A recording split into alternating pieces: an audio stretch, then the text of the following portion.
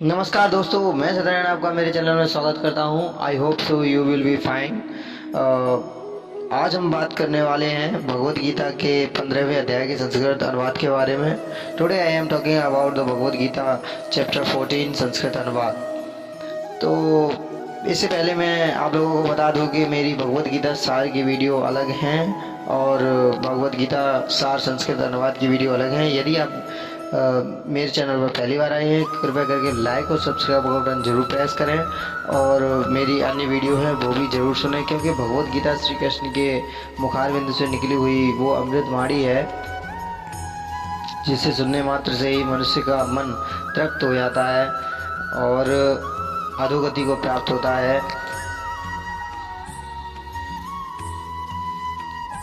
आपके एक सब्सक्राइब से मुझे कितना प्रोत्साहन मिलता है ये आप लोग समझ ही सकते हैं। मैं आप लोगों से कितना कनेक्ट हो रहा हूँ ये भी मुझे पता चलता है। तो चलिए आज हम बात करने वाले हैं, वीडियो को शुरू करते हैं। जय श्री कृष्ण।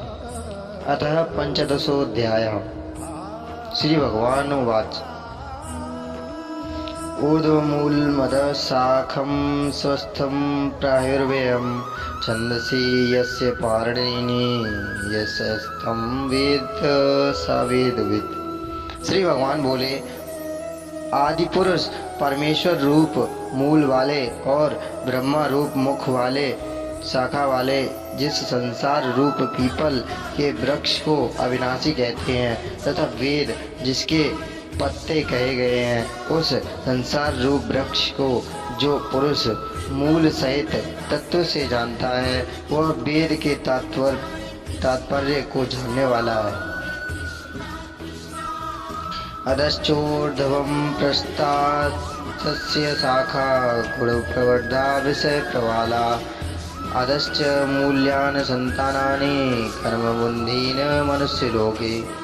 उस संसार वृक्ष की तीनों गुणों रूप जल के द्वारा बढ़ी हुई एवं विषय भोग रूप कोपों वाली देव मनुष्य और त्रियक आदि योनि रूप शाखाएं नीचे और ऊपर सर्वत्र फैली हुई हैं तथा मनुष्य लोक में कर्मों के अनुसार बांधने वाली अहंता ममता और वासना रूप जड़ें भी नीचे और ऊपर सभी लोकों में व्याप्त हो रही हैं।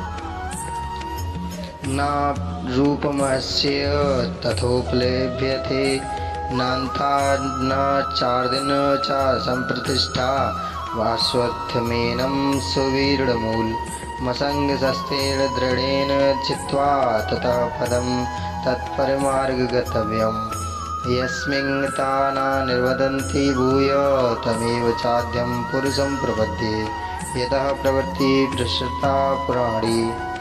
इस संसार वृक्ष का स्वरूप जैसा काग है वैसा यहाँ विचार काल में नहीं पाया जाता, क्योंकि न तो इसका आदि है और न अंत है, तथा न इसकी अक्षी प्रकार से स्थिति ही है।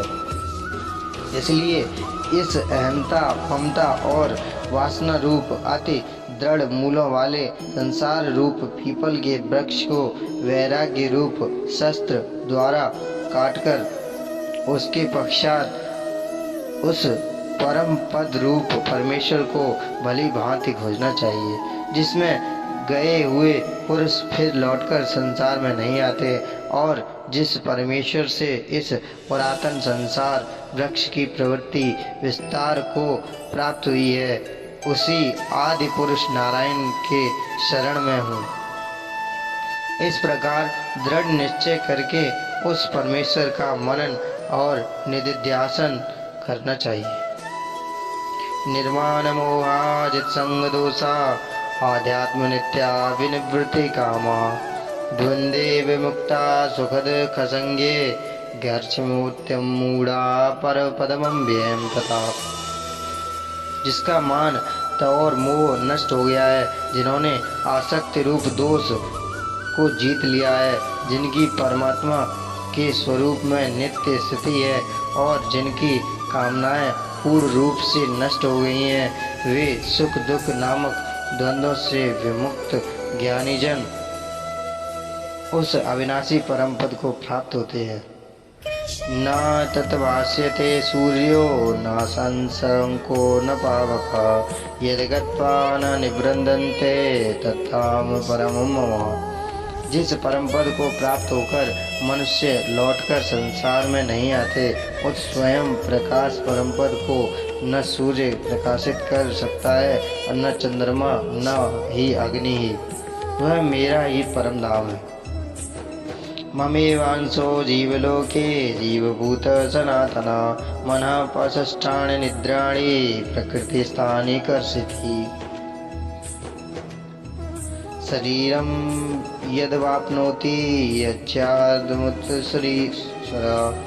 गृहवीतानि संयति वायुगर्दन्ते विनाशयात्।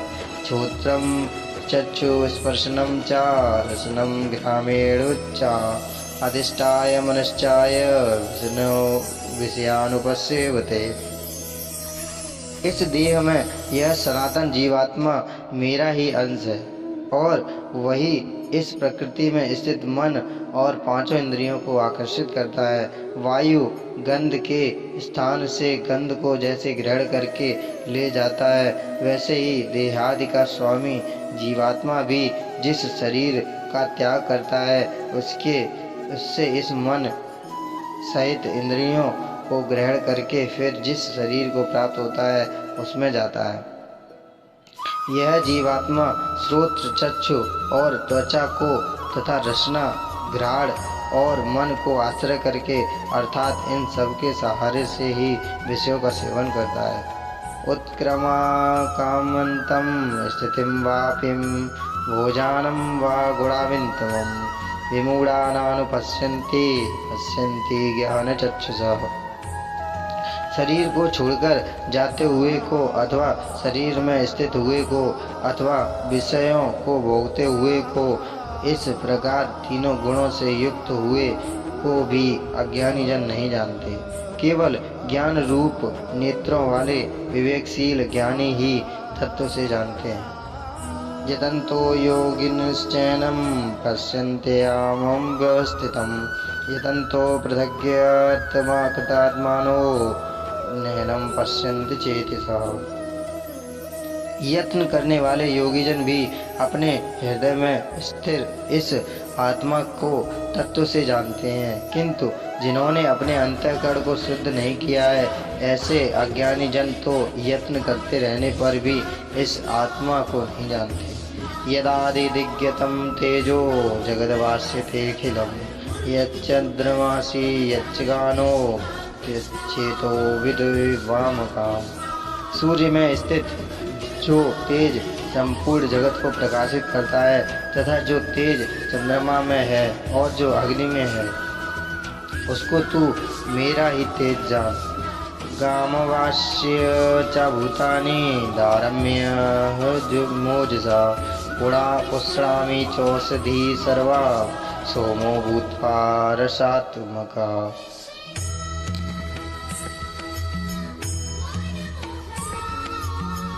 और मैं ही पृथ्वी में प्रवेश करके अपनी शक्ति से सब भूतों को धारण करता हूँ और रस स्वरूप अर्थात अमृतमय चंद्रमा को होकर संपूर्ण औषधियों को अर्थात वनस्पतियों को पुष्ट करता हूँ। अहम वैश्वानरो भूत्वा प्राणिनां देहमाश्रितः प्राणापापन समायुक्त पंचाम्यनम चतुर्विधम। मैं ही सब प्राणियों के शरीर में स्थिर रहने वाला प्राण और अपान से संयुक्त हो वैश्वानर अग्नि रूप होकर चार प्रकार के अन्न को बचाता हूँ। सर्वस्य चाम हृदय सन्नम विष्टो मतः स्मृति ज्ञान पोहनम चावेदश्च सर्वे हरमेव वेदो वेदांत कर्तव्येव देव चाहम।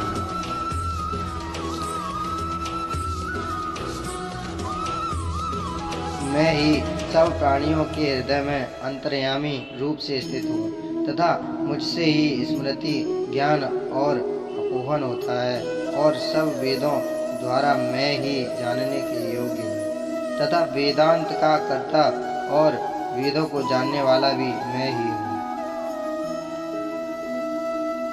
द्वामियो पुरुषो लोके क्षराक्षर एव च क्षर सर्वाणि भूतानि कूटस्थोक्षर उच्यते।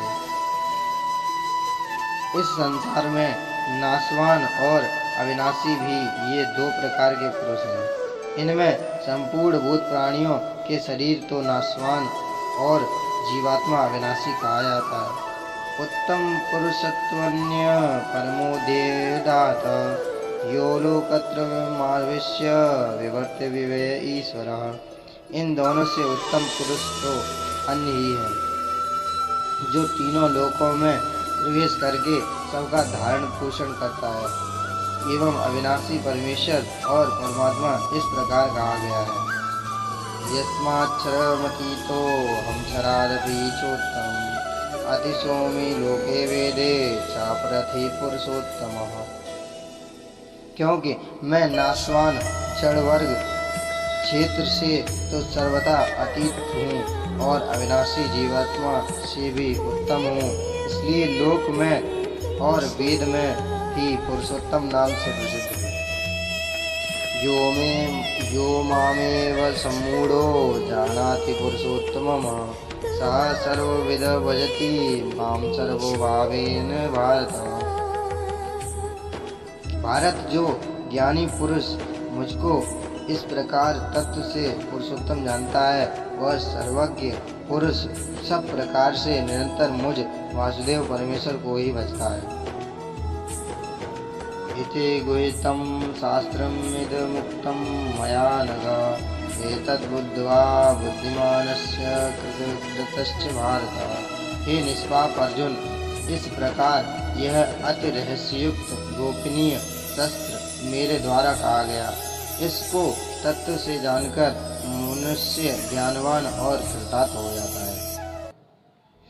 ओम ततस्थिति श्रीमद्भगवद्गीतासूपनिषत्सु श्री ब्रह्म विद्यायां योग शास्त्रे श्री कृष्ण अर्जुन संवादे पुरुषोत्तम योगो नाम पंचदशोऽध्यायः।